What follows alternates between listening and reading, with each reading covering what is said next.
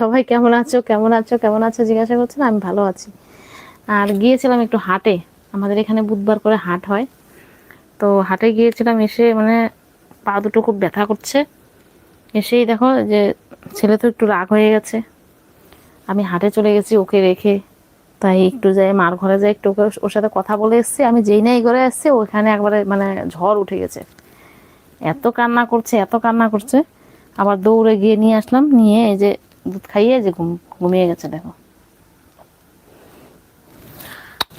তোমাকে নিয়ে আমি হাট করতে পারি? তোমাকে নিয়ে আমি হাট করতে পারবো? কোলে নিতে পারবো? বৌদি কি হয়েছে, ছেলে না মেয়ে? ছেলে গো, এটা ছেলে। অনেক দিন পর আসলাম তোমার লাইভে, থ্যাংক ইউ। হাটে কেন, হাটে লোকে কেন যায় গো? হাটে লোকে কেন যায়?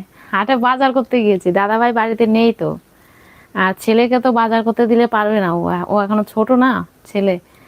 তো মানে এখনো সেরকম বড় হয়নি যে বাজার করে খাওয়াতে পারবে। ওই টুকটাক দোকান থেকে জিনিস এনে দেয়, কিন্তু হাট বাজারটা এখনো করতে পারে না। তো সেই জন্য আমাকেই যেতে হয়। আর মা আছে বাড়িতে, মা অত দূর হাইটে বাজারে যাবে, বাজার করে আনবে, মানে বয়স হয়ে গেছে, তো ওই জন্য আমি নিজেই যাই। আপু কেমন আছেন সৌদি আরব? বলো। আমি ভালো আছি, তুমি কেমন আছো?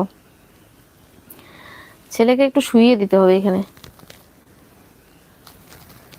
হো, কি কি বাজার আনছি আমি আজকে জানো? আমি ভালো আছি। আচ্ছা, অনেক বাজার আনছি আজকে। 700 টাকা খরচা হয়ে গেছে হাটে গিয়ে, জানো দাদাভাই খালি বলবে কি একটু চাপায় খরচা করো, একটু চাপায় খরচা করো। আহ, আমি তো কাজ করি, আমি জানি পয়সাটা কামাতে কত কষ্ট হয়।